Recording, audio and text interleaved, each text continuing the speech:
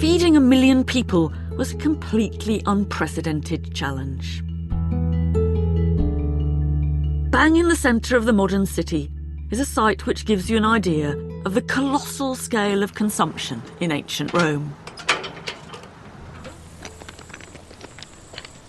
Locals call it Monte Testaccio, that's Broken Pot Mountain.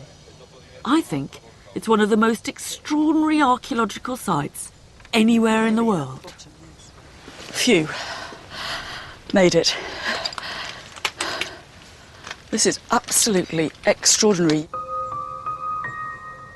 Each of these fragments was once part of an ancient Roman storage jar.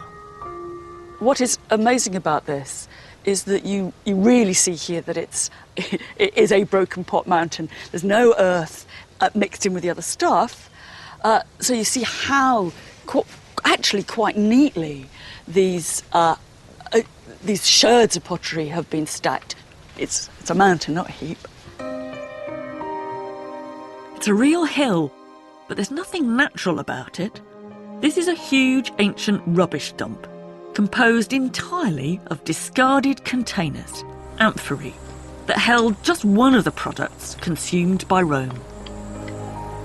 It was olive oil, which seeped into the jars and made them go really rancid, so they were the only containers that couldn't be recycled.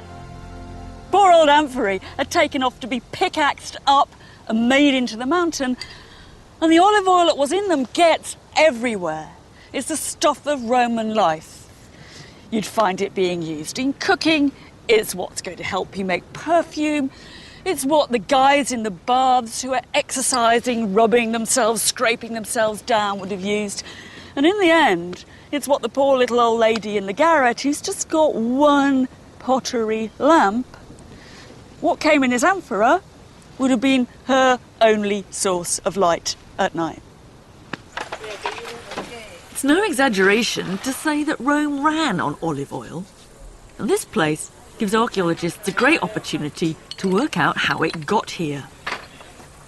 It came in massive quantities. That's a place. This must have been what? Originally... Even larger than that. You know, and that's... Very heavy. They say 30 kilos when they're... Empty. Empty? Yes. That's my suitcase when it's full, is this amphora when it's empty. Empty, yeah. And what's amazing is that you can often find out exactly where the oil came from. We know that it's A-R-V-A. It's Arva is a town called this way in the shores of the Guadalquivir. So that's linking that Dutch precise chart to a site in the southern Spain. So Roman town, southern Spain. The guy who's making this amphora is stamping it with his town's name, saying, this is a product of Arva. Yeah. According to these trademarks, almost all the oil in this mountain was coming from Spain and a bit from North Africa. Today, Italy is famous for its olive oil, but in ancient times, they were importing most of it from somewhere else. The fascinating thing about this mountain is the way that you can start to piece together little life stories of these pots and their contents. It gets down to the coast in Spain, gets loaded onto boats.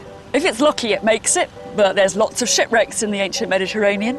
It arrives at the coast, it's humped off the boat, it's put into barges, it's brought up the Tiber to the city of Rome itself, humped off the boat again, put into warehouses, decanted into small containers. The amphorae end up here.